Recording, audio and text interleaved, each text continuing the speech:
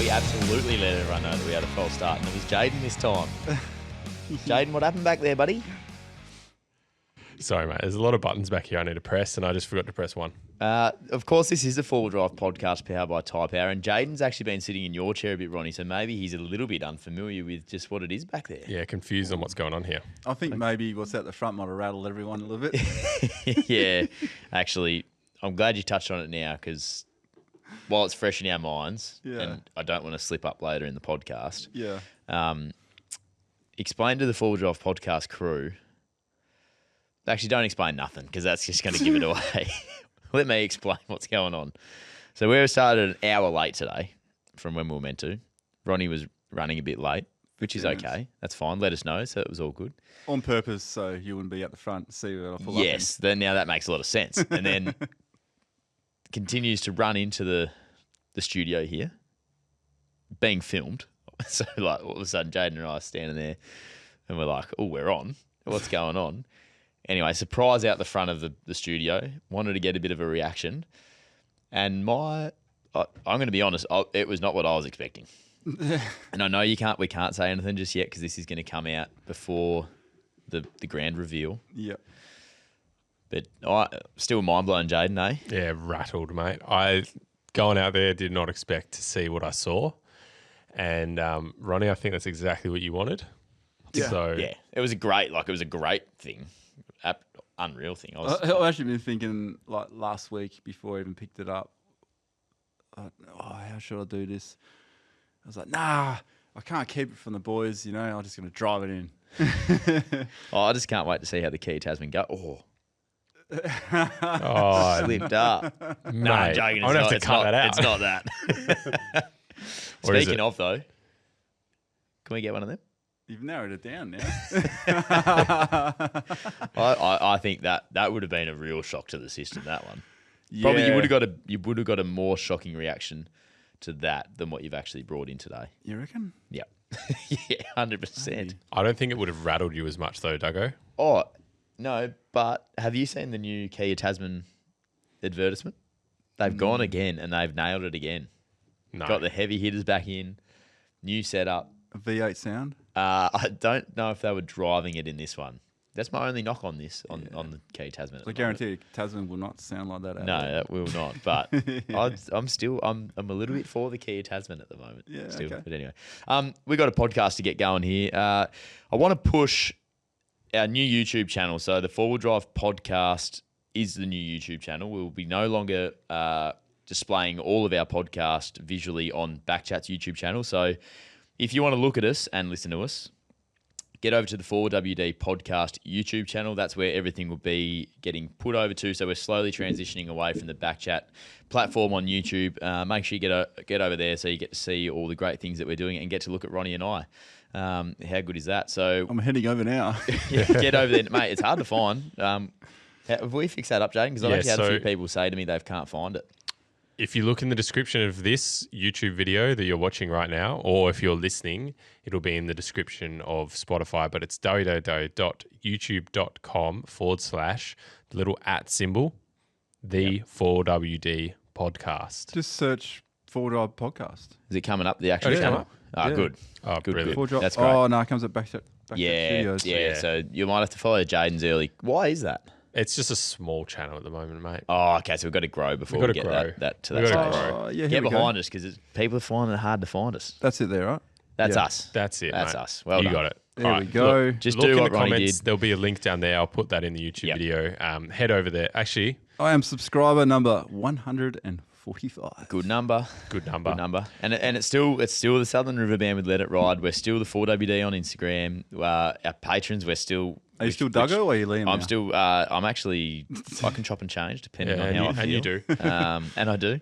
And- Patreon.com/4WD podcast. Ronny may feel generous and give you a little scoop later on. So if you want any of that, get across there. I'll drop a hint. You drop a hint. Yeah. Love it. I'll And the drop a hint. 4WDpodcast.com.au is everything still there. The only thing that's different is the YouTube channel. Correct. And little bit more housekeeping. Ooh. Patreon. If you're a member of Patreon, go and look in the Patreon page. There's a post that went up last week that if you're a member of Patreon, you will need to see. So go and look at that. There's some changes coming. Patreon members, please look. Are we still doing a nude photo shoot for Patreon? Jeez. All right. Don't look at the post. Ronnie just ruined it. Mate, why don't we, if we get 100 new Patreons in 100 days, Ronnie does a nude photo shoot. I think Duggo does a nude photo shoot, mate. You can't just throw Ronnie under the bus for your idea. There's a good reason I'm not getting my kid off, mate. It might get me back to the gym. I've been a bit lazy lately. Winter not being good for me, if you know what I mean. Come on. Can I? What are we here? Let's get on channel. On the radar, I want to touch on this quickly. We're a bit late to the party. We dropped obviously Callum Jamieson's episode last week, Ronnie, which was a great chat. Hopefully everyone enjoyed that. I reckon I could have got more. Like Jamo's got plenty to share. I reflect on my own interviewing skills. I don't think they were great. But yeah, you did a good job, mate. Good fun to have him on. He's got heaps too. Like he's such an outdoorsman, and he loves it. But yeah, I've got to have a look at that episode. I saw some of the short stuff coming out. Yeah, you will really like Bo Allen's episode. Yeah, Ronnie. you actually like Bo's. You'll love Bowie's setup of his car. He's done it great. Cool. Yeah. You like Bowie and his car, and you like Jamo with his wagon setup. I might give you a couple ideas for the back of your 76. Back of you. Back of my Kia Tasman wagon. Canopy. There we go again. I've got more editing. So late to the party, where Ford Ranger Superduty prices is what I want to look at. So just really quickly, because we've spoken a little bit about them and we didn't have a lot of info when we spoke about them. One, the first time. Two, Jade and I were unprepared the second time. The third time, we've got some pricing out. So the single cab in Australia will start from $82,990, the super cab $84,990, and the double cab or dual cab $86,990. I just want to get your boys' thoughts because for me, that is very competitive now for what becomes. So you've got the 3-litre V6 turbo diesel engine. It's a 10-speed automatic. Obviously, it's a 4-wheel drive. Towing capacity up to 4.5. Yeah. Like it's. These are quite wide though, yeah? The stance, I don't know. I haven't got that here in front of me, so I don't want to guess. But basically, it's doing everything that these American trucks. Yeah, do so off the it's factory basically floor. an F-150. Well, 250? in terms of towing capacity and Yeah. GVM and all that, and the payload, well, like all this is for $86,990 in the dual cab. Like instead of paying $150 for a Dodge Ram, like I think it's Or spending a way lot of money on the smaller dual cabs to make them do that. Yeah. And it is wider, so it's got a track width of 1,710 millimeters, 1.7 meters. Yep. Yeah. So, and 299 mils of ground clearance. so because I'm not really on top of this car, you've got a photo? Yeah, sort of, yeah. So is it like... yeah, okay. So it's pretty much still a Ranger. Yeah, it's very much a Ranger. Like, it looks like a Ranger. But it's bigger. It's... Yeah, it is, but it's not like... Not like It's not like bigger. you're looking at an F-150. That's the thing. Like it's heavier gear. So how long is it? Let's Anyone have a look. length? And wheelbase. Have you got that, Jaden? I'm just having a look through it now. As well. There's a lot of info. So basically, why everyone's so excited about it is because The way where it's priced. where it's priced, and it's not as big as these American trucks. Either. Yeah. Like it's very much looking at a Ranger. So wheelbase is approximately 3.7. So maybe it is a little bit bigger. Well, Overall length's that's 5.9. 3.7 is the wheelbase. That can't be right. So that might be the. Yeah, No, that can't be, can it? between the... Holy shit. Comparison to the other. 3.7. So the Ranger Raptor has a wheelbase of around 3.2. Yeah. That's huge. That's actually longer So than it's the Stretch 79. It's a 5.9. It's 5.9 meters long. The Ranger Raptor is 5.4 meters long. So it is. It's Yeah. And so how wide is a Ranger compared to that? ooh. All the questions here. No, that's good. I'm so not on top Nah, of this. that's fine. I didn't come that prepared. So Ford Ranger is between 1.8 meters and 2.02 meters width. Okay, so the Ranger is... I've got the Ranger here. Did you just say 1.86? 1.85 to yeah. 2 meters wide. depending on what model you get. That's a big What difference. variant? And what about this one? What did I say this one was? So 2. Yeah. 2. Oh, okay. Yeah. 2.1, right? I've got just under that, but Yeah, that is significantly wider. I don't know if they've released the official width dimensions. But anyway, For the Super Duty? yeah, Yeah, it's... No. Unreleased. It's got a track width of 1.7. anyway, Yeah. So what is the But Land yeah, Cruiser it's track width, though? advertising as wider and higher. I should know that off the top of my head, but I don't. I probably should too. The Land Cruiser track width. Because that should be fairly narrow. Are you talking 70 series? Yeah, 70 series. Because Track width for the 70 series is 1,790 mil to 1,870 mil, depending on which axle. Exactly, exactly right, mate. Ah, yeah, okay. So basically, though, why So I brought pretty it up similar. is at this price range, at this comfortability of the Ford Ranger, affordability of the Ranger, it's still not a Ram or a Silverado or a Tundra. It's in not between. It's an in betweener. But with a massive wheelbase. Yeah, And it's really long too. yeah, Like it's really long. So that's with a tub, right? but that's with the tub. It's Yeah, 5.9 meters. That's pretty much 6 meters. yeah, With a tub. Well, actually, this is interesting. The Ford Ranger, not the Super Duty, but the Ford Ranger is marked as 1,710 millimeters in front and rear track width. But the Super Duty is also got the same track width. Right. So they just extended the chassis. I mean, they're saying it's wider and higher. Yeah, the body probably is. Yeah. But they're probably using The the track same. width is the same. Oh, yeah, okay. So using the same axles and stuff.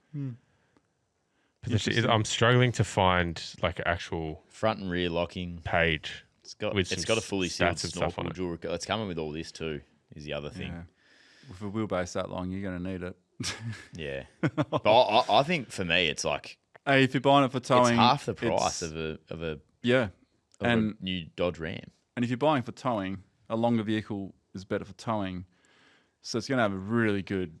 It's going to be planted quite well on the road, I'd imagine. Yeah, This is going to be one of the all-time tradie cars. yeah, 100%, 100%. Well, this is That's gonna what I'm be- thinking. Like I know there's already there's fleet orders and stuff on these. I'm pretty sure that are like Yeah. it's going to be a big. I think it's going to be a big player. I think it's a smart commercial move. 100%. 4.5 kilo GVM. 4.5 ton GVM. Yeah, it's So 4.5 kilo. is it 4,499 or is it 4,500? It says 4,500. Okay, so that's you need like a light truck license to drive that one. it'll be 4,495. I reckon.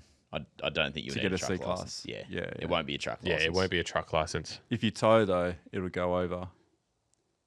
Do you need the GCM's 8? So we be fine with a.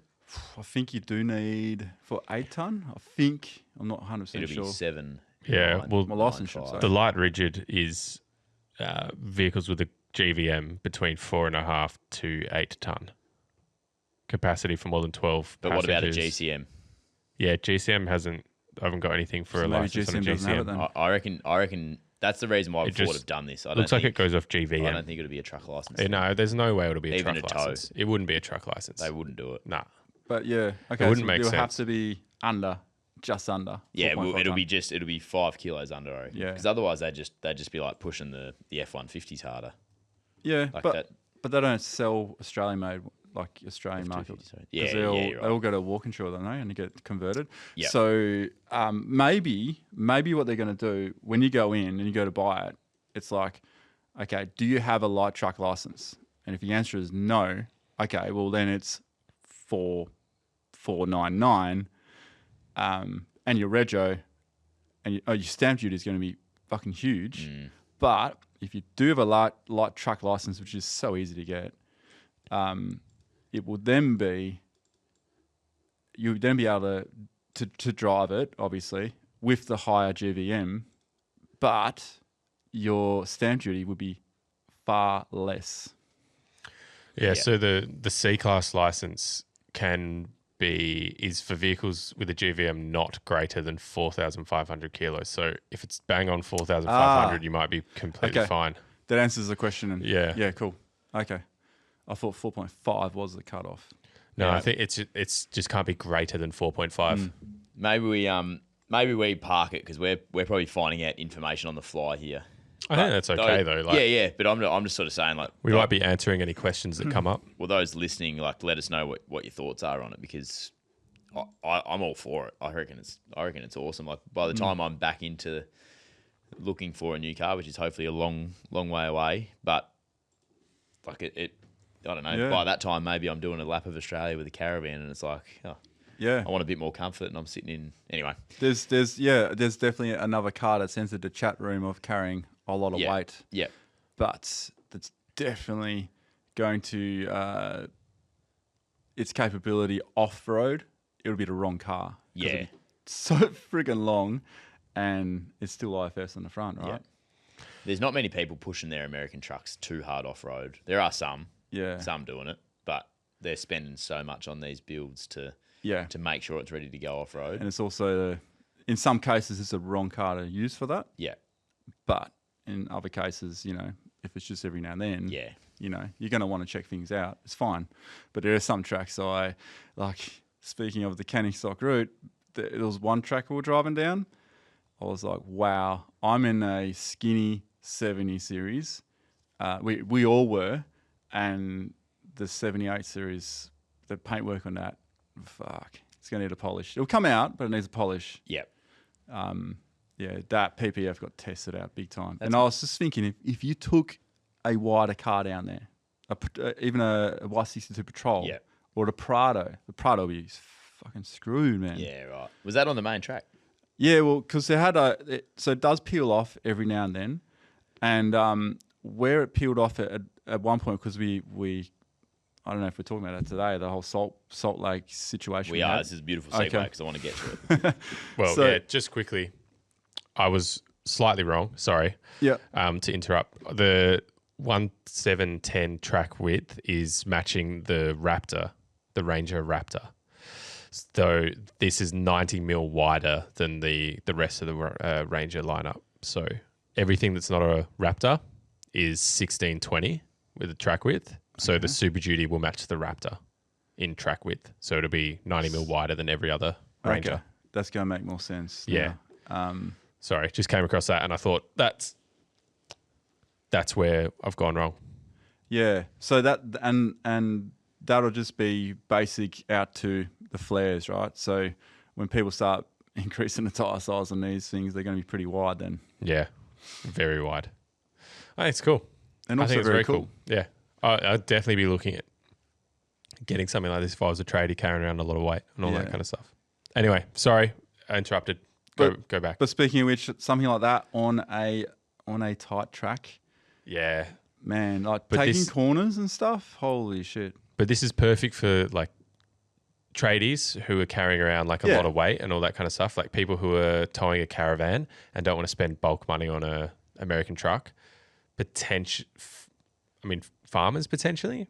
100%, man. People living down in like areas like Harvey, like anything like that, where you've got like a lot of equipment that you're trying to carry around that you want to use as, both a equipment towing.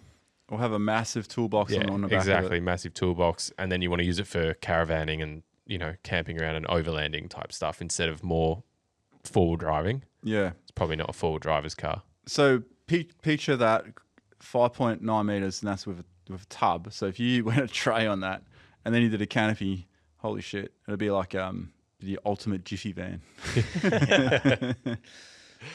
It's the lunchbox. It'll be big unit. The pencil. Big unit. The pencil lunchbox. The pencil case.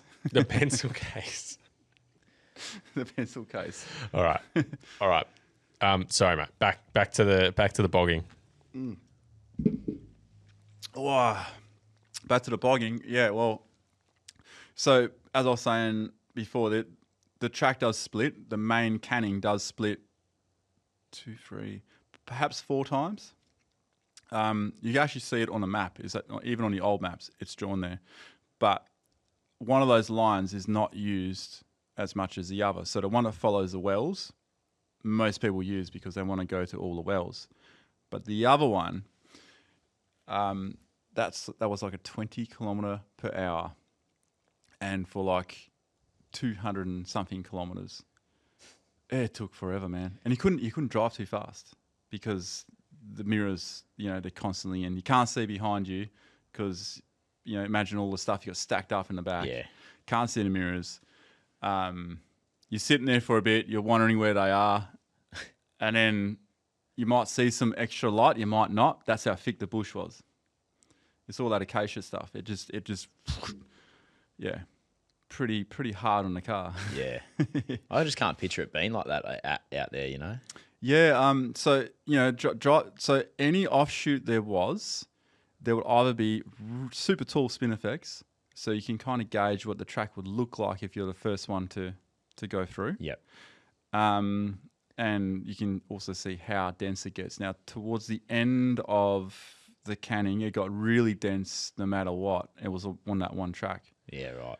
And it was a little bit daunting driving it during the daytime because it's quite windy. You can't see anything. We didn't have any flags on our cars either. Yep. And you couldn't see the flags there anyway. And the flags would have snapped off in that section. So that's more used on the sand dunes. Yep. So without getting off track on getting into my little whinge about flags, maybe we get to that bogging. Yes. Yeah, let's talk, because we didn't talk much about the recoveries, and we probably gave a bit of a nicer overview. I didn't even let into canning, a little bit, let us know what shit happened out there. Yeah, well, so the early days when we started, we're talking like 18 days here. So at the start of the trip, we were hit with a lot of information about a big weather event coming through. And they were talking 100 mil, then 200 mil. And then Rafa had access to their Facebook page because he was a member. Yep. And you know what it's like on Facebook. It's like a forum. To me it's comical because people really exaggerate the problem or something. And I was just reading, they're just people saying, what would they know? And then someone shows me, but this is what the Weather Bureau says. And I was like, what do they know? Study it for 10 years. What do they know? Turns out they know a bit of stuff. They know something. So a lot of rain was dumped further north. So people got stuck in Broome, etc. But that was as we got closer and closer to the community, Coonawarrigi. And Coonawarrigi was at the point where we had to make a decision. Do we keep going or do we head out? So with the information we had, we decided, we can go to a certain point, and at that point, if we discover that we can't get across, we have enough fuel to come back, and at least we tried it, because I don't want to give up without trying. We can always stop when it becomes obvious that, hey, now we're actually putting ourselves at risk. Yep. So at this stage, we didn't feel like we were putting ourselves at risk, but the trip was at risk because I really wanted to complete it. Had I gone home without completing that, I would have felt incomplete. Yeah.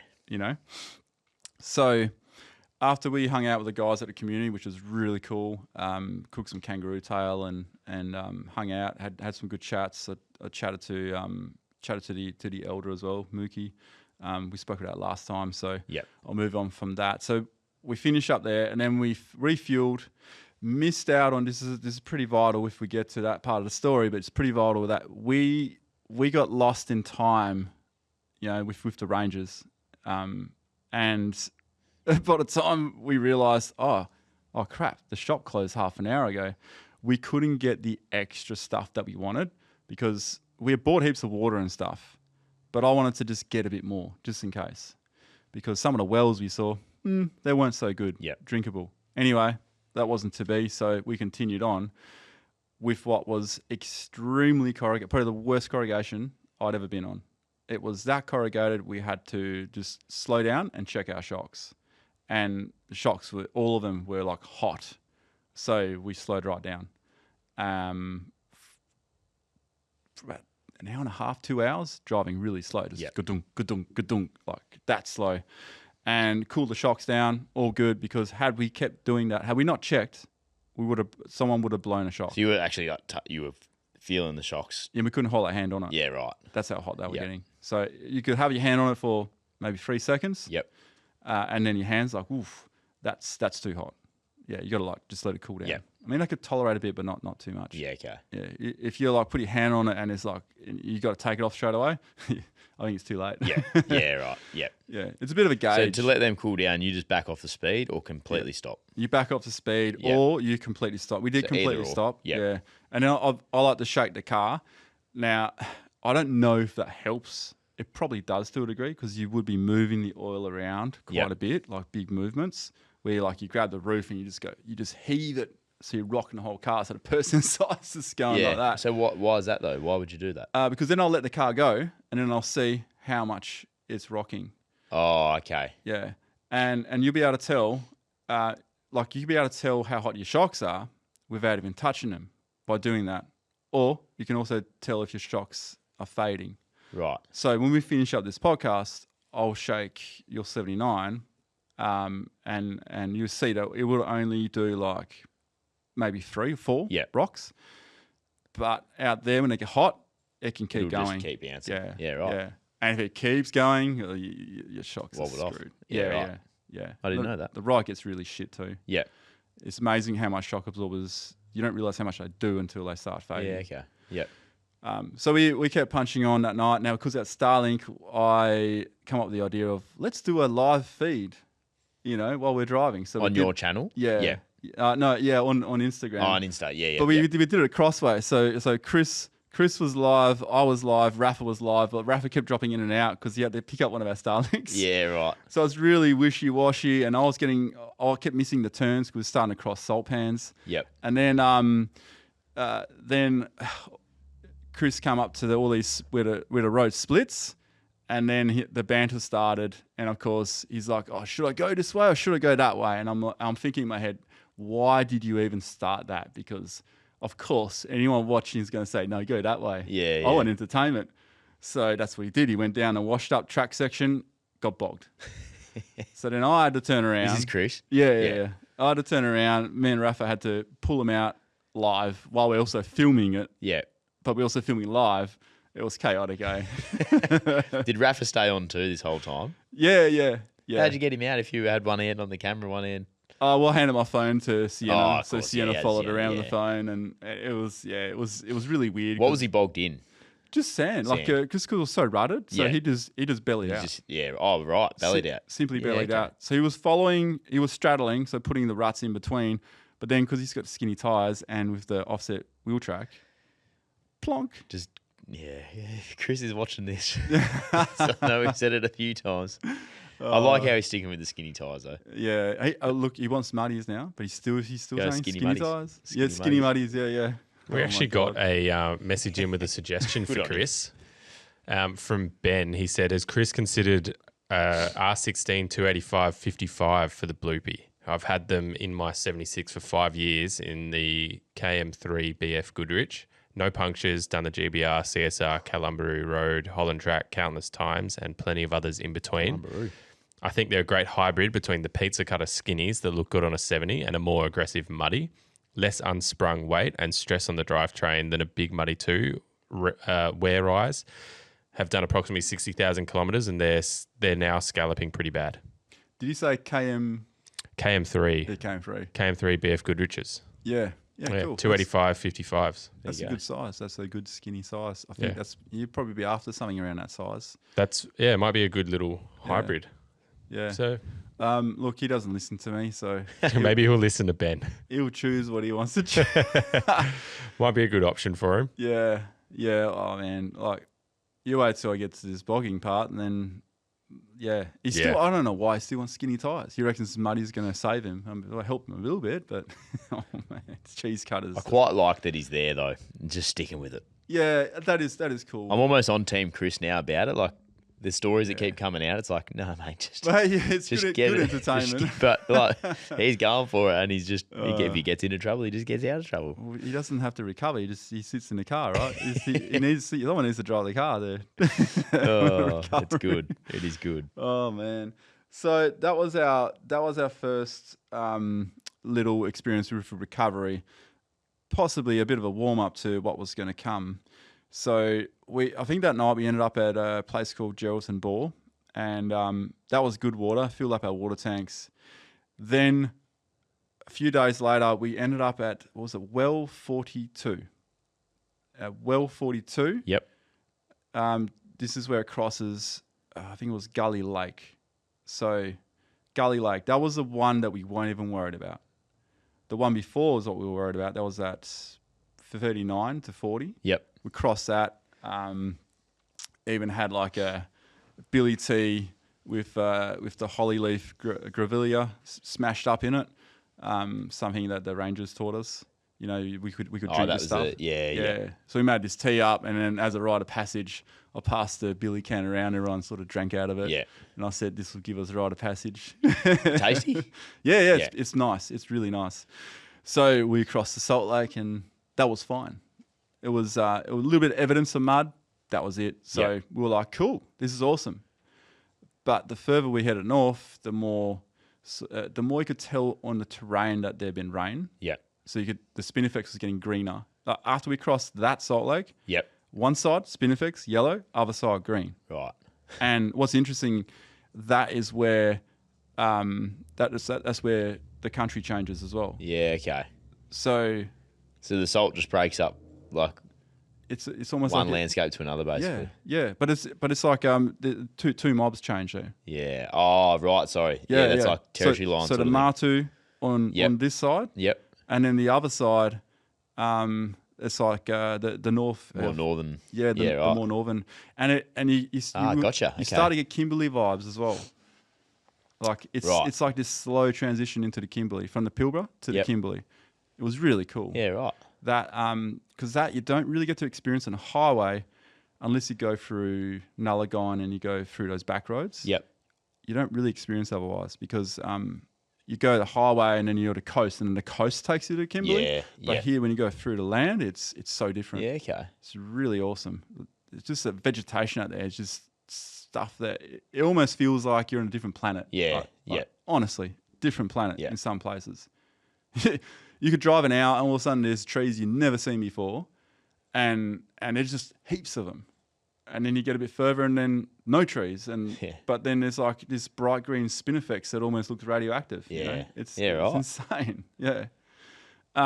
So we crossed that bit. So now we're in more like the wetter stages, and we get towards Gully Lake, and this is a number of days later, and we're at the start of this lake, and we're setting up shots, and we're kind of all relaxed. It's a bit late in the afternoon. There were some camels. We saw some wild horses. Try to get some shots of the wild horses. Didn't get those. But How many wild horses are like in a group? Probably about 8 to 12. That's cool. That was so far away. I've only seen one group of wild horses before in my life in the NT. Yeah, that would have been awesome. Cool to see. Yeah, it is cool to see. Hey, yeah, it's wicked to see because you see camels, right? But once you've seen camels a number of times, it's like because you can tell, right? The way they run. Yeah. But like seeing a group of horses run is a bit different to seeing a group of camels. Yeah, heck yeah. Like, yeah, and they're all different colours as well. Yeah. So it's kind of another giveaway. Yeah. Have you got photos of it? I may have tried to take some photos. I had a drone up with the full zoom in lens. Yep. Probably got some really shitty photos of it. Right. But that's like because I saw something I got the drone to have a look, and it was like, yeah, that's horses. Yeah, but they're too far away. That's Yeah. cool. So by the time we actually started to cross this Salt Lake, it was getting late, and Jacob had his drone up, and he was flying. He's like, yeah, there's nothing for miles. So I kept driving while they waited, because we just wanted to check it out, because this is where we need to decide if we're turning around or not.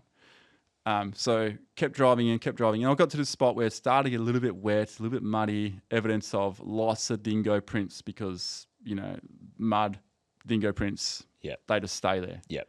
Even in the sand, a lot of prints were staying there because it had rained. So it's like, picture like the bunker at a golf course. When you rake it, yeah, it's just pristine. And you can see all the tracks so easy. So we got to a stage where there was two side steps, two Ranger side steps. I recognised them. and they were put like this, almost like a gate. And to me, that was like, this feels like something I would do if my side steps got ripped off and I was going to leave it as a warning. And we did know of someone who got bogged there probably a week before through Facebook. Yep. Severely bogged. So, okay, cool. Put him to the side, kept going, got a bit muddy, still fine. And then I started hearing stuff about, there's heaps of water up ahead. No, it looks like it. And this escalated. No, it looks impassable, And I was looking, it doesn't feel like there'll be a lot of water. Yeah. So I'm like, I'm just going to push on. So, and Sienna's like, Dad, they're trying to talk to you. I said, don't answer them. I said, I want to get there and then see that we can't pass it, because I'm not going to call it quits from looking from a drone, because I need to be there to see it, right? So I will go as far as I can before it gets too bad. Maybe a little bit, might seem a bit reckless, but I felt like I knew what I was doing. It wasn't like you were just going to drive straight on through it when you got there. Exactly. Right. I was going to walk it, because I thought, okay, sometimes when you see water, it's very deceiving. It's very shallow, and you can drive across it if you're really careful, if you walk it first. So, because we've done that numerous times. It's when you go off the track, you're screwed. Yep. Absolutely screwed. So we get closer, and then we get to a point where it's all rutted and stuff. And by this stage, it was getting a little bit heated on the radio as well. And I said, look, guys, I'm going to go there. And then we'll work out what we're going to do, because we don't have a story if I don't get there and I don't see it. I mean, how lame is it going to be? Oh, so we saw from the drone there was water and we're not going to go, and because the communication was breaking up a bit. Yeah, started to get too far extra away. frustration. Yeah. So I kept going. At this stage, Jacob had caught up with the drone. He was following me through. It's a really epic shot. Yeah. And I didn't realize how bad how much the car was actually moving around. I was just focusing on where I had to go and not get stuck. So I kept going. I got to a point where it was like, okay, I can't reverse from here. But I've been hitting high points and then low, high and then low. There'll be another high point. I know it. So I'm going to lock everything here, because I could see this is where someone had got really badly bogged. So I lined the car up on an angle, because that's how the other tracks were. So rather than go across them. Yeah. So I just went with it, and I popped in and then popped out. And I was surprised how easy that was. I thought maybe it might take a little bit. Kept going. Yep. So now I'm twin locked, kept going, turned the lockers off, pick up a little bit of speed. We're talking like 15 k's per hour. Yep. That feels fast in this situation. Yeah. Kept going. And then I got to a point where I felt like I'm on the other side. But they're saying there's water. So am I on the other side? And I look back and I can see the lights, but they're distorted. The lights are distorted because I'm so freaking far away. But I can see them, they can't see me. So that tells me I'm really far away. So I'm trying to communicate. My signal's coming through to one of them, but Rafa's not hearing that. So Rafa keeps overpowering me, because he hears Chris's response to me or Jacob's response to me, but he doesn't know they're talking to me. They think they're talking to him. Right. So you had this freeway communication, and it was frustrating everyone. And I'm like, the sun's going down.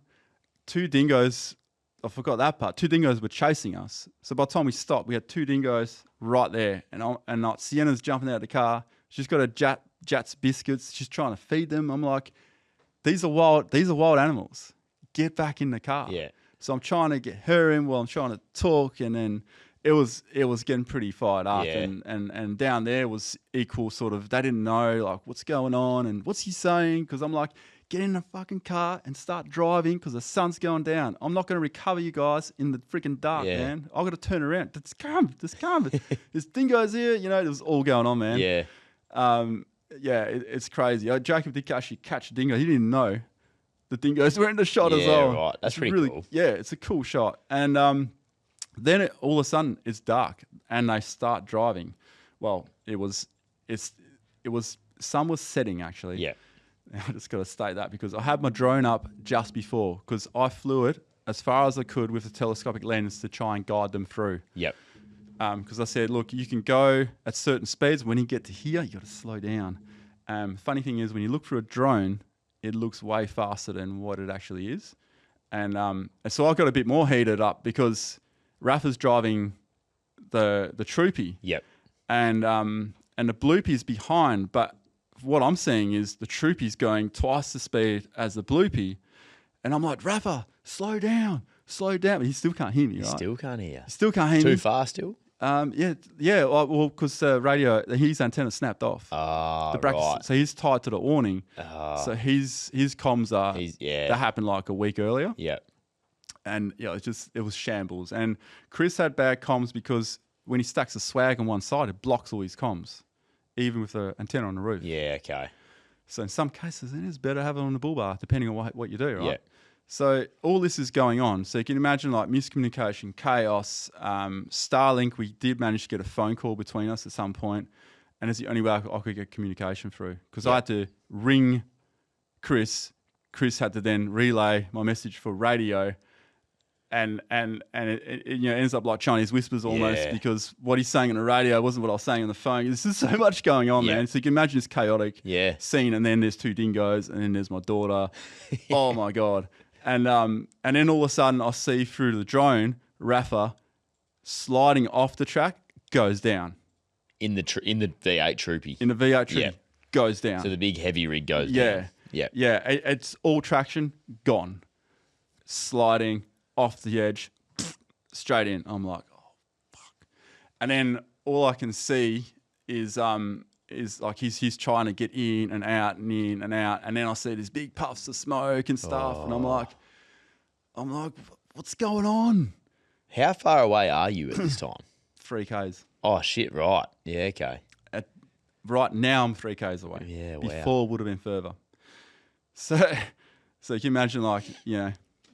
And then my antenna was at perfect position, but theirs were the opposite side. So it was really hard to get those comms. But they eventually kind of got there. Yeah. The problem is when you got 2 cars right next to each other and you got one that's far away, even if you can hear that signal, all it takes is someone down here to talk and you're completely cut out because your signal's weak as, right? So that's what kept happening. Right. And it always happens when it's in the heat of the moment. Yeah, no doubt. When shit's going down, right? And everyone's got something to say, So he goes down, but then he manages to get himself out. Like, just under. Oh yeah, he got the max tracks out. Oh right, puts them in. Yeah, got himself out, and I was like, wow, Rafa the man. Yeah, like I did not see that coming out. I thought, shit, that's the winch job. Get yourself into trouble. Get yourself out of trouble. Yeah. So he gets out, and then with that excitement and stuff, he keeps powering on. But I'm trying to say, watch out for this next bit. Yeah. But it's dark now, so he can't see it. So when your lights go across the track and it is just shadows. Yeah. So there could be like a small shadow before that looks as big as a big shadow coming up. Before you know it, boom, there's a hole. Yeah. You end up straight in the hole. And what I saw was this big boom, like this big like slam. Yeah. And then the wheels up and then down. So he fully hit this hole pretty hard. Because it's a heavy girl, that V8, with all the rooftop conversion and all that. And I'm just like, holy shit. So I'm flying the drone back now because it's dark. Yep. Not even supposed to have a drone up at this stage. So, because I had it up at sunset, flying it back. You can just see the twilight. Get it back, land it. Then I'm in the car and I'm like, how bad is it? Because I have to turn around and then it means I have to reverse all the way through all the other shit you guys haven't gone through yet. Yeah. And then I was like, nah, I've got to go there and do something. And we could start hearing dingoes howling everywhere, like 3 different places, and there was more and more and more. It's a bit eerie, isn't it? So the dingo population was getting bigger. I started walking around with a hatchet in one hand and like a welding glove in the other. Right. So welding glove is to take a bite, I was just thinking logically that'll work. And then with the axe, keep the sheath on. I don't want to kill it. Just want to get out of my way, just in case. But if it got, if it got a sharp blow to the head. Oh, yeah. Well, that's the thing. The next minute you got 8 on you. Oh, yeah, but usually with They'd probably you hit them once. They'd probably if you hit, actually I don't know. Anything you have about to get the alpha dingo. dog though. If you Do don't, ya? if you don't get the alpha dog, then you got to focus on the alpha dog. Yeah. Yeah. But you got to figure out which is the alpha dog. You know, Who's which the one? who do you reckon the dingoes were going after in your crew? Who is the alpha dog? Well, they wouldn't be going for the alpha dog. They'll be going for Oh, they could be going for the weakest. You reckon? yeah. They'll be going for whoever they sense is mostly scared. Yeah, right. Because this is how it will go down: is if someone's by themselves, but they're like, if they're really frightened. Yeah, you reckon they sense that? Oh yeah, shit. Yeah, Yeah, right. They'll sense. They'll be able to smell it. you know? Really? There'll be some kind of scent Smell that the comes off. shit Yeah. in your pants. Then I'll start. Well, as soon as you start, if you run, Game over. game over. Will they kill you? Well, I guess they could. Yeah, right. They could. I'll start nipping first, Yeah, and then if you're like, and now you're down, now you're a freaking toy. Yeah. They'll just come in. all on. They'll be after food. Yeah, right? yeah, they want to feed. Yeah, So if they figure out you don't have any food, they'll probably piss off. Yeah. But you just don't know. Yeah, Like it's my crazy. brother-in-law got chased at Exmouth. We used to be a pilot. There was two of them. They had to run, man, because there was like two dingoes chasing them. They just got on the other side of the gate at the Exmouth airport. at the airport. Yeah. Shit. Yeah. So it does happen. Sorry. So and then because the population it just increased, man. It was getting bigger Yeah. and bigger and bigger, and it sounded so awesome. Like Sienna Court is wicked. Like howl. Yeah, right. It was so awesome. So anyway, I turned the car around, go in there, knowing full well, shit, I'm gonna have to back out all this. Winch line comes out, 40 meters, 40, yeah, 50 meters. But then I drove a bit closer, and then 2 extension straps, full line out.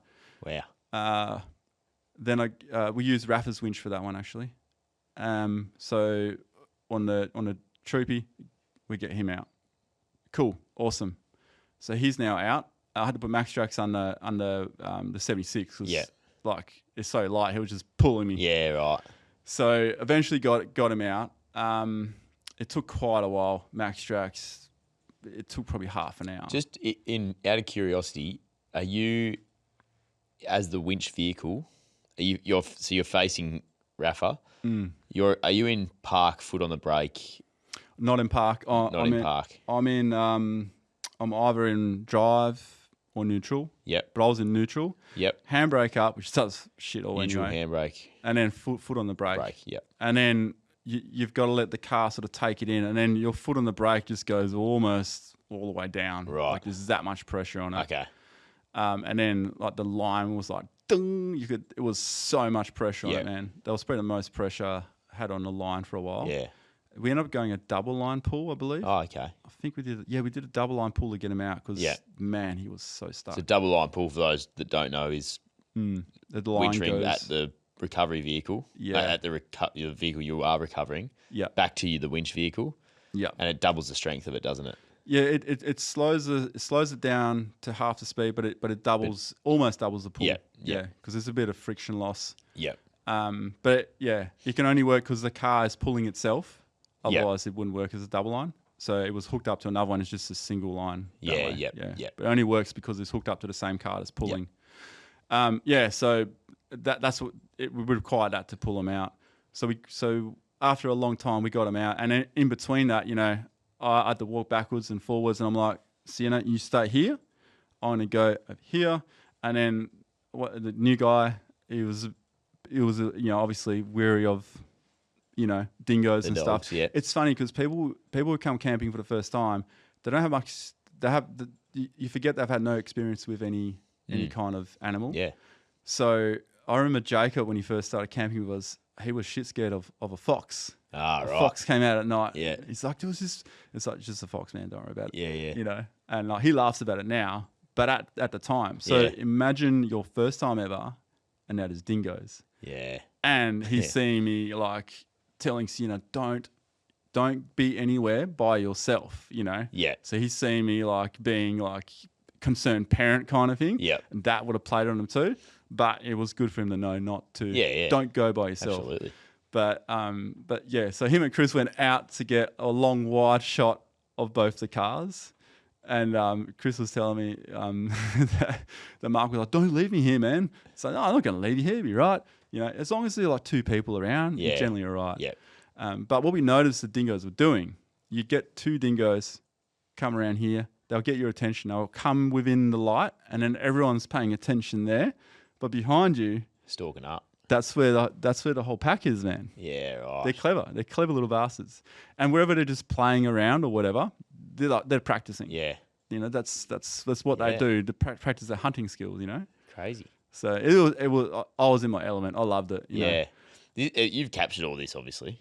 Yeah. We captured as much as we could. We Yeah. definitely got some dingo footage. Yeah. Got some good howls. I haven't looked through all that footage yet, but I looked through some of it, and I reckon it's gonna like just the pure frustration and drama and banter and it's got everything in it. It's got everything in it. It's got I look forward to seeing it now. Yeah, like I was looking back on it, and like you see someone else's perspective, like you just end up watching the whole file back. It's like, oh shit, okay, so that's what, Yeah. And Do we get Rafa out in the end? yeah. So we get Rafa out, but now we got a bloopy. The old cheese cutter. We got the old cheese cutter. So by this stage, because now it's dark, the dampness, it's almost like the water is rising out of the ground. So everything was getting damper. You're walking, you're noticing the ground's getting more slippery. Yep. So conditions are getting worse. So the longer we're there, the longer it's going to take. Yep. So like the guy who got bogged there last time, I reckon he must have waited till the next day, middle of the day, was it in best time. He had 2 big piles of dirt where he was bogged. So we used those 2 piles of dirt after we pulled Rafa out, filled in that hole, ready for Chris to come. And then we went up to where we were going to head towards Chris. Now, I didn't give him instructions. No one gave him instructions. We couldn't find a radio in time. So I saw him start moving. I'm like, shit, who's got a radio? Tell him to stop. Tell him to stop. I want to get him on the right line. And then he drives like 3 meters. Oh. And like he wasn't even in the bad spot yet. And I was like, oh, fuck. I was like, okay, Rafa's took about an hour, maybe half hour to probably an hour actually, all the setup. Yeah. This is going to take us at least an hour or 2 to get him to here. Where it's probably going to take longer again. Oh. So we went down there and literally because the moisture has come up and because he's got the skinny tires, they've actually just sunk in. Yeah, like Yeah, because he was just one with the mud. He was just off the edge, man. Just off the edge of the track.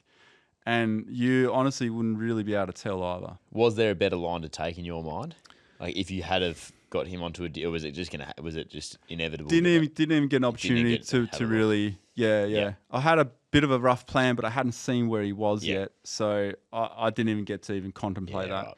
So now it's just about, because it's like if someone makes a mistake, the mistake's done. There's no need in banging on about it. Debrief afterwards. Right now, we focus on getting you out. Yeah, because otherwise you're just putting someone down for no, and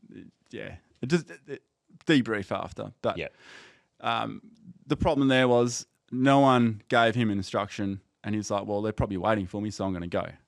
And that's what happened. And this is what goes wrong in these recovery situations. There's a lot of stuff going on. We've spoken about that before, haven't we? Like, I think even was it on here? It may have been. It was with Chris when he was up in Shark Bay, maybe, and it was like, nah, just one person take control here because too many people, too many ideas. Shambles. You not that this was exactly the same, but you lose. Who's got a radio? We're all helping each other. There's dingoes going on. It's dark. There's a lot of distractions. Under pressure, like a lot of distractions. Mistakes. Like, we haven't done a tough dog tip of the week, but I think that's almost like the perfect tough dog tip of the week. Is like in those situations, you need to keep your cool, and maybe who's in charge is the person that is able to do that the most. And not saying that no one had kept their cool in this situation, but it's like it's just a good reminder. Yeah, definitely. And I think slow down.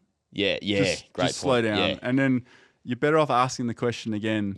Than So yeah. It's tough easy. dog tip of the week. Slow down. Slow down.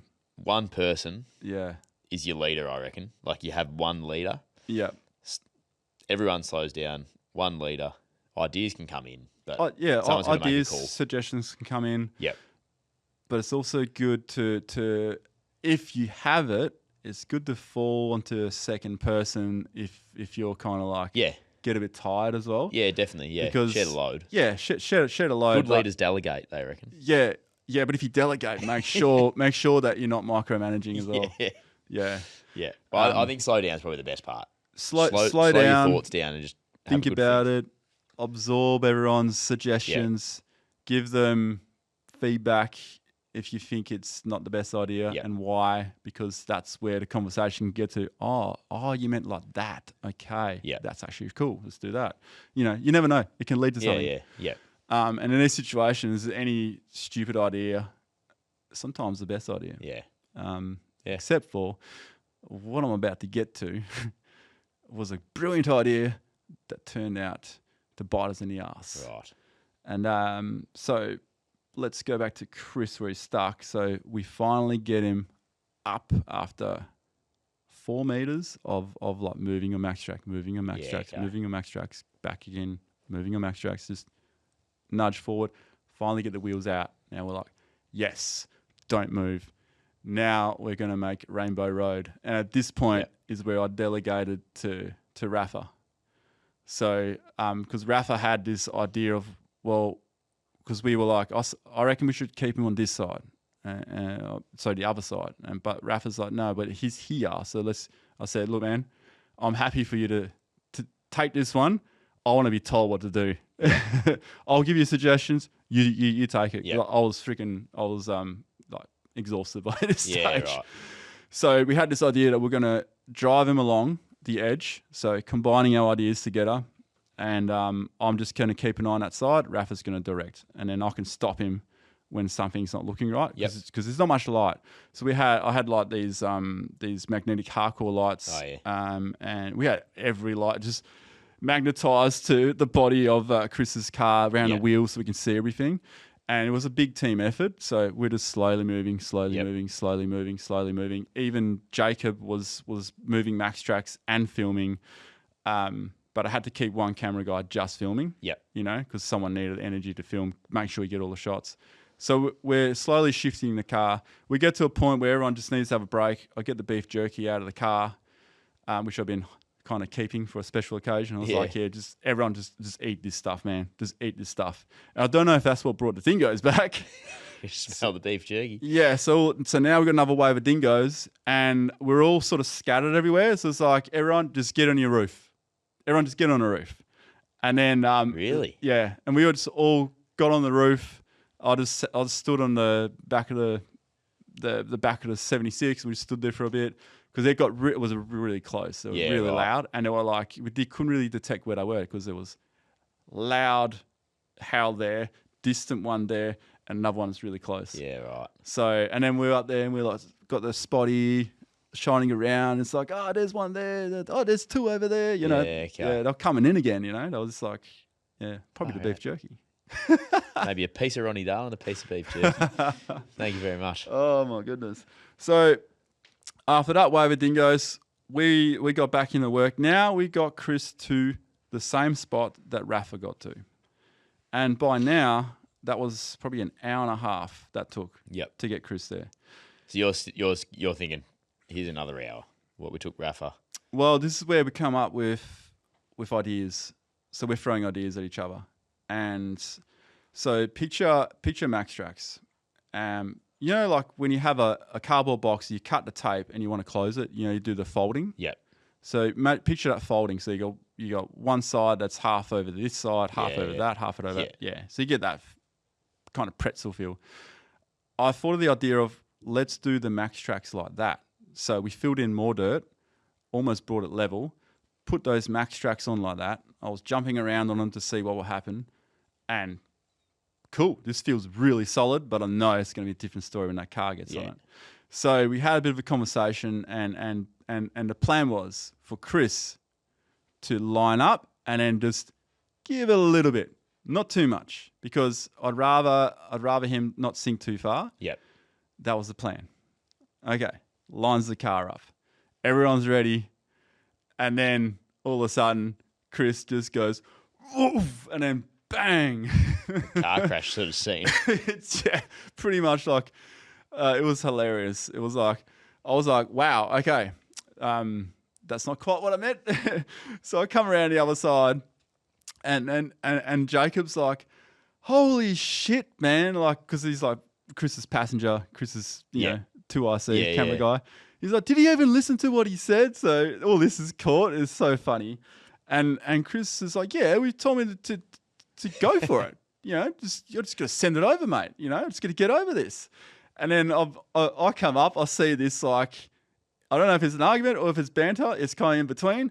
And then and Jacob's like, well, like, tell him. And I said, oh, yeah, it's pretty hard to judge, you know. So it's, you know, we're in this situation. So, you know, your pedal might have got pressed a bit too much, but it's okay. We'll get you out. And then my brilliant idea of putting these max tracks in this way ended up making it so much harder in getting the car out, to the point where I was worried about damaging his car, because now all of these max tracks are wedged up. Like one was underbody. One was in a leaf pack, one was going over the diff, one was everywhere. Because of the speed Chris hit it at though as well. But I think it might have happened anyway. Yeah, okay. It would have happened anyway. Yeah, and then like trying to pull them out now the max tracks, because they got so much grip, they're trying to pull the earth with them, and we've done a really good job in packing it all in. And there was even more tension on the line than before, and I was like, fuck, this is not good. Yeah. And I could hear it. His prop shaft was even driving around, and these are max tracks extremes, so you can hear the metal on metal, and it just sounded horrible. And I was like, nah, stop. And then we had to figure out how to get one out to get the other out. Man, that was tough. So the remaining tracks we had 14 tracks in there, 14 max tracks. So the remaining 3 or 4 tracks, we had to use them to sort of like, you go a bit this way, and then you go a bit that way, and then maybe this way, and then maybe we can pull that one out, and that took ages. Jeez. So we started getting these tracks out, and then finally got them out, but then we had to look for all these tracks. So we're digging for another half an hour. Far out. What time is this? Now it's about 11 o'clock. Oh, shit, right. Yeah. And we were there at sunset, which was about 5:30. Maybe 5 actually, because we're pretty far east. You know, the sun goes. Yeah. It's a long haul. So we're 6 hours in, and we're at the stage where we finally got them out, find the max tracks. Everyone's freaking exhausted. Everyone's on the other side now. Of that. Yeah. So I got Rafa past me. We found this like okay spot. I was like, go slow around. Yep. Got Rafa past me, and then I'm sitting there now in reverse. And a car doesn't steer too well in reverse. Yeah. I can't really see anything. So all the magnetized lights we had that still had power in them, I put them all in the back of my car. And then I'm like in the car, Chris is in front of me. And then I'm start reversing. And then it's like, I was like, oh, fuck. Yeah. No. Because I was off the edge. And I was like, no. So lockers in, go forward. Okay, I'm out, but I'm going to need to give it shit. And like, so I'm in the moment here. So I'm like, okay, rear locker in, front locker out. And I'm like, Rafa, get out of the way. Go. And then like, I'm just moving backwards, like as fast as I can in low range reverse.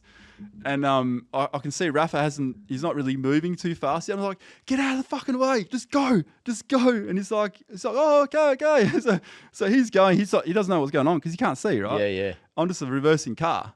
And then Chris turns his lights off. And I'm like, put your lights back on. I can't see anything. So I'm using his high beams to see where I'm going. I'm like, follow me as well. I can't see. So I'm like just popping in and out of these ruts, just going backwards. And then once I realised, yep, I'm getting closer to rocks, I started like to steady it up a bit and just slow down. Because that section I was in, I couldn't go slow. I was starting to bog down. Jeez. So finally got out. And then we cooked dinner on the rock. Midnight. We cooked dinner on the rock where I initially got to, like 5 hours ago. Oh. It honestly makes me feel like tired thinking about that. Like, it's like, how do you stay in the moment for, like, Yeah. for that 5 hours that because you're working, like, you're working hard to get those cars out of the bog, and it's just like 5 hours of it is tedious. It is, man. And then you're kind of like delusional afterwards a little bit, you know? Yeah, 100%. It's reminded me. So that story has reminded me of then, obviously, Chris getting bogged up in Shark Bay. But Jaden, can you get onto Jack Graham's Instagram, please? One of my teammates has been up Shark Bay recently. A couple of them went up, and it's reminded me of another Shark Bay bogging that I think you'd enjoy seeing the photo of, because similar story. Like, the boys were stuck there for so long by themselves too, like trying to get this thing out of there. But it's got me thinking. Like, I honestly, 5 hours of that is like, it blows my mind that. Time just goes, man. Yeah, but Just, you're on, like, you'd have a headache. You do a few headaches the next day. 100%. I reckon that no doubt you'd have a headache from that. Yeah. It's funny because, like, you fade and then, the slight beef jerky come out. Yeah. Then everyone's lifted again. Yeah. And then then someone gets out of a situation and you're like, yeah, and then it goes down again. Oh, this is fucking roller coaster. It's a cool moment to share, though, with those people involved. It is. Like, it is. And we get to see it, obviously, through your channel. But, like, for you guys in the moment, in that situation, like, cool moment. Like, for Jacob, first time, comes back and gets to Mark's explain first time, Mark's first time. That moment, like, crazy. Yeah, Crazy. it would have been, like, mind-blowing for him, Yeah. Because Jacob, I think for Jacob and Chris, it's like another Salt Lake. Yeah. Jacob made a funny joke. So because all this was filmed, right? So they're on the other side still, and Jacob's flying the drone home, and then he looks at the camera and he goes, "Well, Ronnie's made it across, and this is where we get stuck in the middle of a Salt Lake at night, and Ronnie has to come back and save us." Yeah. And he's like, he tells me this afterwards. I'm like, holy shit. Yeah. It's like, you don't say anything like that again. Good content. Good content. Yeah, there you go. Look at that. Oh, shit. Look at that. Oh, man. That would have taken ages, man. So the funny thing about this, right? So Fridge, Jack Graham, which is Fridge. Oh, you're blocking the shot. Is that how long we've been going? Where are we? Can you take your notes? Thanks, Jay. Thanks, Jay. So I'll keep this brief because we've gone a long time here and we've got some voice messages. But after that epic story that reminded me of this, which is very funny because you had teamwork, right? Yeah. You had everyone involved. Is he by himself? No, so he had one of my other teammates with him. I won't name. I will name him. It was Elijah Hewitt. For those that are West Coast people listening, Jack Graham and Elijah Hewitt. Elijah's not done any of this in his life. So apparently the Fridge has gone down in this. You can see the light sort of fading. This is their first night away. First night up in the Shark Bay area. Gone down here, getting dark, like on the verge of getting dark, that sunset. Anyway, apparently Fridge, his nickname's Fridge, he's been trying his best to get out of this for like however long, digging max tracks, moving an inch and whatever. Meanwhile, Huey's sitting there saying, "Come on, Fridge, get it out, mate. Like, just get it out." No idea like how hard this is actually. And apparently Huey just sat there like spraying Fridge about getting the car out because he wanted to get to camp. Oh, like, shit. Set down for the night. But the boys were worried because they tough spot to be in without help. Man, So, that is a really tough spot to be in. That's a good bog. How many tracks has he got there? I don't know how many he had with him. He's obviously got 2. We can see 2. I don't know if he had 4. We can see 2. If he only had 2, Yeah. that could almost take twice as long. Yeah, like- Because you know when you go over them, Yeah. they're in the ground now. Yeah. You're like, oh man, It's Yeah. funny. So teamwork, your Teamwork. situation, teamwork. This situation, no Yeah, teamwork. no, when you're on your own like that, it's tough. Although Elijah would be entertaining. How long did it take? I think I can't remember, but I think it was the number I've got in my head is about 2.5 hours. Yeah, But he's done well to because get I out don't of think that. he's far off. He's not far off the He's dry either lane, not though. far off getting out or he's not far off being in, if you know what I mean. Like Yeah, it's just dropped yeah. off. So I don't know what way they ended up going, but It looks like he would have gone forward there. yeah. Because he's just about to Setting nudge up. You see that deep hole next to him? Like Yeah. where his feet are, Yeah. that's below the wheel. Yeah, his belly button is at the side step, basically, almost. Yeah, but it's funny, like those boys, just the way they came back. They said because it was their first night in Shark Bay, first time for both of them up there. So excited about the trip, they've made it up, big drive, whatever. Had a look around that day, and then they're looking for camp, and the spirits apparently just went diving. But anyway, hey, we better get to some voice messages. We've I'll tell you what you built for us there, Ronnie.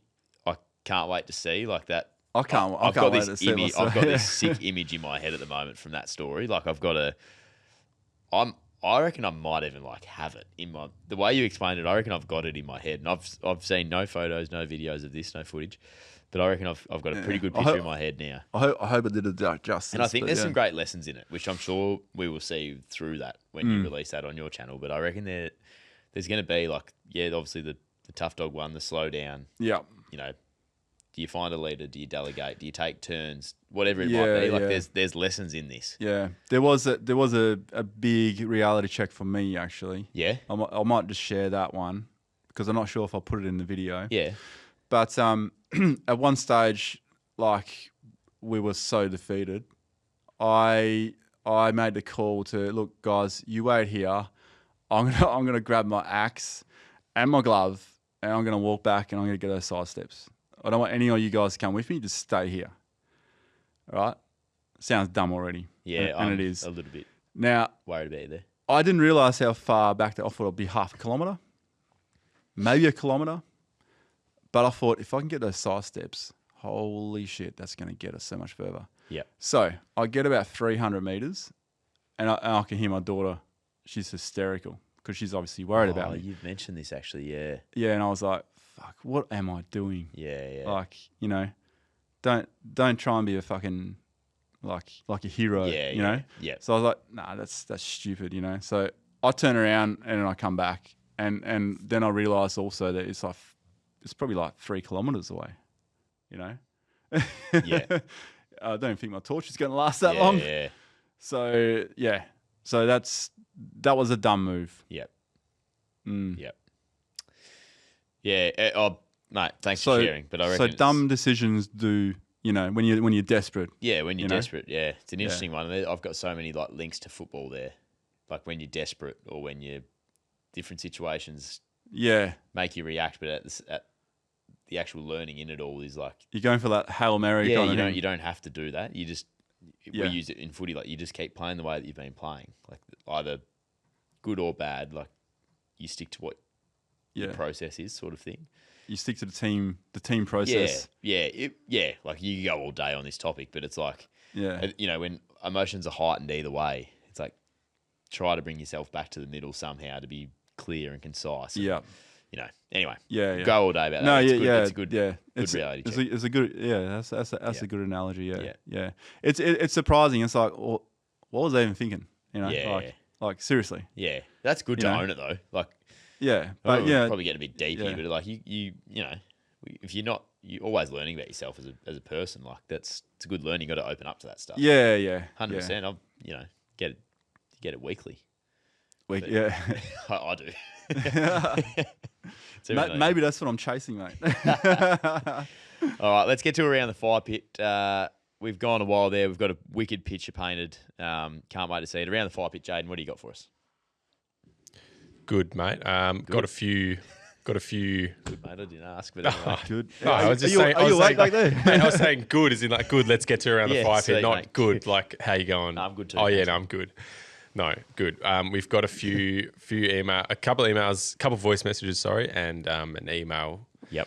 So let's get cracking. We got this one from Gavin. Guys, need to give you some information on the Telstra satellite phone function. So we talked about this a little while ago. I don't think Ronny was here, but Telstra have started they've launched a satellite messaging service and it was for Samsungs only. Gavin is here to say Samsung was the first phone they released last week. So this was 13th of June. So 2-3 weeks ago now, they released it for a lot of the iPhone models. And I've just had a look at this. So they've released it for the iPhone 13, 14, 15, and 16, all models of that. And the Galaxy S25 series as well. So all models of that. Great feature that allows any phone on a Telstra plan, no special plan required to enable satellite messaging. This brings satellite capability to all people for no extra dollars. And this comes on top of the iPhone being already able to share Find My Location via satellite and emergency SOS capabilities. Personally, this had me change from Optus to Telstra, and I already have a Starlink Mini from Gav. So Nice. Yeah. Yeah. That actually, Gav sells it. yeah, makes it a lot better having a bit more information about it and not being limited to Samsung's only. Yeah. So yeah, it being available to Samsung's and iPhones going back to the 13, very, very good. So yeah, it's I don't think we ever said it was a bad system. It was just a shit launch, I think. We were questioning. Yeah, it was. Yeah, it wasn't really done well, was it? Because No. I was here when we spoke about it. Yeah, you were. That's right. Yeah, interesting. So I wonder if they're piggybacking off Starlink satellites. They are, yes. Yes, that is, that's the way they're doing it. So they're going off Starlink, Yeah. direct to cell satellite network, and they're just using it for SMS. Yeah. So that's actually quite clever, really, because, okay, so imagine someone getting lost in the bush, right? Hopefully they haven't exhausted their phone. Yeah, And it just saves emergency workers time, but also puts them at less risk as well. yeah, yeah, absolutely. I like it. Really, really good system. If you don't have Starlink, you're not paying for that, and you're not turning it on and off. Blah blah blah. Really, really good system. Really like it. So I'm glad there's a bit more information on it, and that they're not limiting it to the S25. Maybe they never were, and what we saw was just misinformation or something. But yeah, what we saw was on the Telstra website. So Oh, right. It was on Telstra website. Okay. Yeah. Because normally it's like, some newspaper will run something and it's like, nah, we can say this information like this, and then straight it'll from sound like that. Telstra. Yeah. Straight from Telstra. It's probably just the wording, the way they worded it or whatever. But Well, Telstra needs some help with their marketing. yeah, I'm glad we've that was been. shit. Yeah, couldn't agree more. I'm glad we've been proven wrong. So thank you, Gav. And speaking of misinformation, can I just go back to the Ford Ranger Super Duty really quickly? Because No, sorry, mate. It's been Nah. bugging me No, you can't. all show, and I've been waiting for this moment. The length I think I said 5'9" is incorrect. Okay. So, because I checked the RAM and stuff, and I was like, it's exactly the same. It's Yeah. not. The length ranges from 5.2 meters to 5.4 meters. Oh, So, okay. Yeah, sorry. okay. Sorry about that, people. Hopefully you're listening still, and you heard that at the start, and now you get the answer. But It's no longer a pencil case. yes, so it is more compact than what we would. Yeah. But the width and the track width and all that is about right. About right or right? Well, yeah, Come on, mate. it's about right. If you want me to double check that, this is actually on the Ford page, by the way. So the length I didn't find on the Ford page, but the other stuff is You just found a girth. actually there. Oh, Yeah, I found The it. girth, the jack off canopy reference. Nice. There's track width is 1,710, so 1,710 mil. Yeah. Wading depth is actually 850 mil. We didn't cover that. No, we didn't cover that. Ground clearance up to 299 mil. Would That's you about all they're showing you though. would you jack off on that or a Oh, Tasman? easy Tiger. Oh, Oh, Tasman. I think you'd have to. Definitely That's tough. definitely the Kia. Oh, yeah. Mate, you're just jacking off on the Hey, Kia I'm loving ads. this thing. I'm just looking at it thinking, holy, this is cool car. Yeah, it's anyway, good. sorry. Anyway, back voice to around the messages. pipe. Here we go from Matthew. Maddie.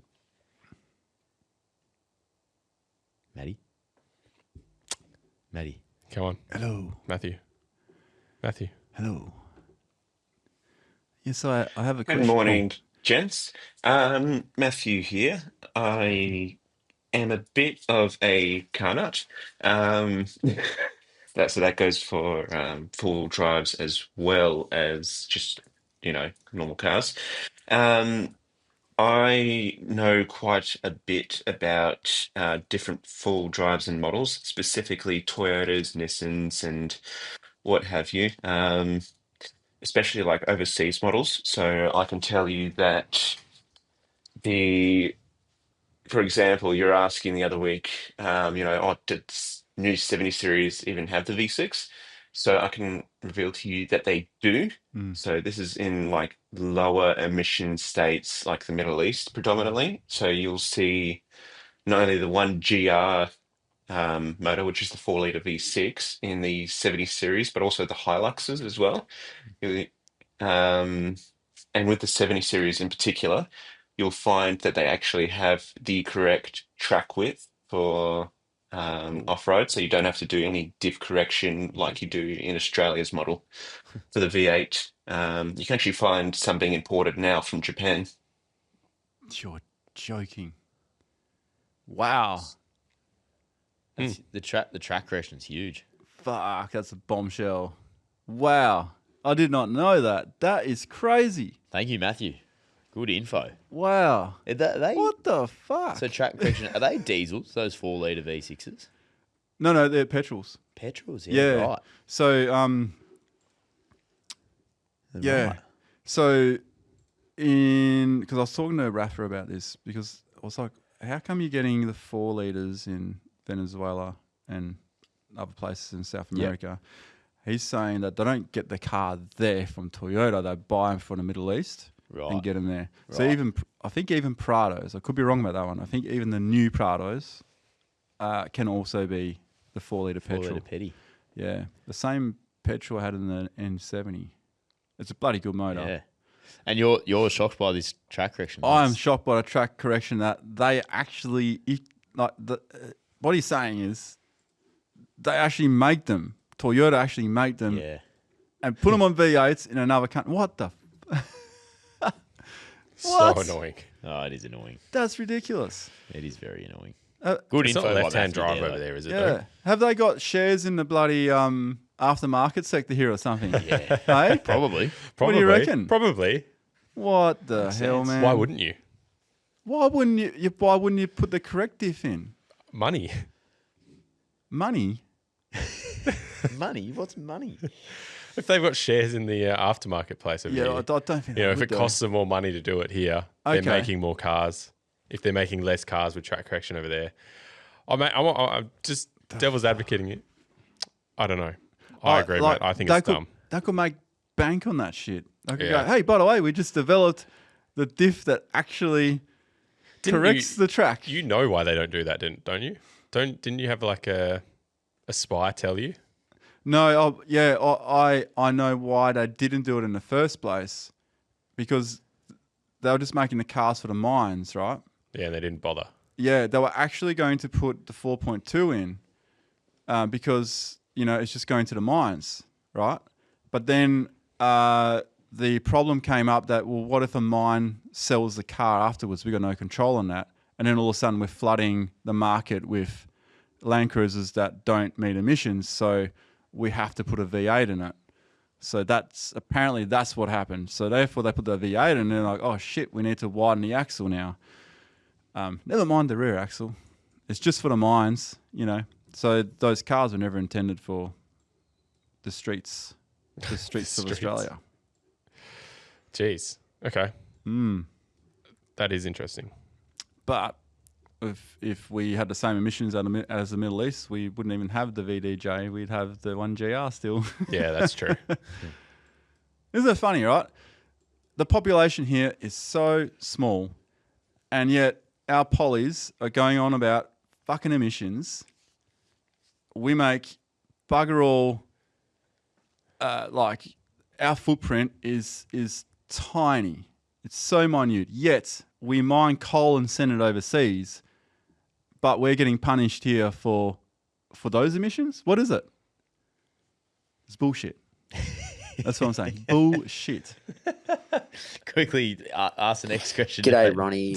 Just wondering how you're cleaning / washing and protecting the engine bay of your 48-volt Prado, whether you're just doing the normal wash down with a hose while the engine's on or off, or any form of lanolin or corrosion protectant as well. Cheers, mate. Bye. Oh, this was no joke. If we didn't naturally get a tough dog tip of the week today, I was gonna ask that question in a broader term, but that's just funny, Okay. ironic. Jade and I had not talked about that. Yeah. No. Interesting. Yeah. That's not me, by the way. I didn't ask that, Duggo. No. I'm just saying, we didn't plan to play that question and leave that out. But anyway, there you go. That's a good question because I haven't driven through anything yet that will require me to wash it like that yet. So I imagine when I'm just trying to picture myself now. Yes, I've driven through some mud, and now I want to wash the engine bay. I'll probably go, what do I do? I think I just wash it. Yeah. No extra special No. gear? No. No. We still got that bucket here. Yep. What was that called? Jeez, you tell me. If they make a car like that and they're not confident that you can wash it, obviously without putting the pressure hose right on it. Groundswell wash. If they're not confident that you can wash the car with the engine bay while the engine's going, you know, obviously not being stupid, but like just spraying it around, then I wouldn't want that car. Does that make sense? Yep. So I know that the development of that 48 volt motor, if you look at how, because I've done a video to explain how it all works for all the dealerships. So anyone can access that video because it's just on YouTube. So I found that I got a link sent to me by someone, and that explains like what happens when you go through water. Like it's designed to go through water, et cetera, et cetera, et cetera. When you're in low range, the 48 volt system doesn't do anything. It goes dormant. That's the motor behind, but that big alternator that still goes. So in that sense, it can do water crossings according to Toyota. So I would just wash it. But with any car, don't put the high pressure close to anything, really. It shouldn't be like if it's going to hurt your foot, you know, because you can take skin off with it, then you're too close. I probably should take a leaf out of that book then. Yeah. Look, I'll just get up there. Well, in the wheel arches, it might happen, you know, that you go in there, you know, like that. But you just got to be careful, like especially, you know, like CV boots, swivel hubs even, anywhere where there's a grease point, just don't hit it too hard with. And especially soap as well, don't really want that on it. So generally speaking, when I go around the car, if there's a shitload of mud on it, I'll spray it with the soap first. Yep. Then I'll come through water and I'll just hit it with water. The outside of the car, I'll hit it with soap, then hit it with water. I will not use that brush. But with the PPF, I avoid as much as I can any of that soaps and stuff because I've got special soap for that. Yeah. Because that can harm the warranty. Right. Because they can't control what solvents are in these soaps. Yeah, okay. So it's like a pH neutral soap thing. It leaves less streaks and stuff. It's just, Plus, I even now filter the water through a caravan filter before I spray the car. Really? Yeah, because you know how you get those little calcium spots around? It's such a pain to get off. So your car is washed with filtered water? It's just like a caravan filter. It's just a big, cheap filter. Yeah, it doesn't take it all out, but it takes most of it out. There you go. And then you can hose the car down and you don't get that. You know, like when you get that, what's it called? The streak-free rinse or the car wash. All it is distilled water or filtered water probably. It'll be with filtered water. There you go. You know? Your car's getting a better wash than I am. Oh, jeez. I only just learned this recently. Hey, I actually heard of a bloke who washed his 200 series with you know those dish scourers. Oh, no. Yeah, scratched the car. Oh, no. I mean, that's on him, man. Yeah. You can't be that silly. Yeah. You shouldn't even use them on bloody non-stick pans, you know? Yeah. Oh, that's silly behaviour there. That's silly behaviour. Yeah, well, that's sticky. All right, boys. I feel like we are at the natural end of our podcast here. We got that was a long one. It was a long one, and it was a bloody good one. If I don't mind saying so. Yeah, I don't mind saying so. All right, let's get out of here. Please get over to our new YouTube channel, the Four-Wheel Drive Podcast. That's where we are. And apparently, it's not too hard to get onto now. So head over there, subscribe. It'll just be us. No other BackChat stuff. Yeah, no footy stuff. No footy stuff. Just the purists, you know, Purists over here. So get on board. Southern Riverband, Let It Ride, or see us out. The Four-Wheel Drive Podcast on Instagram still. All our episodes. You know where it is. Patreon, stick around. We might have a little scoop for you. And the merch voice messages, the ultimate four-wheel drive. One we question? haven't forgotten about it. One question. Are all the episodes that were done, are they on that channel now? Nope. No. Okay.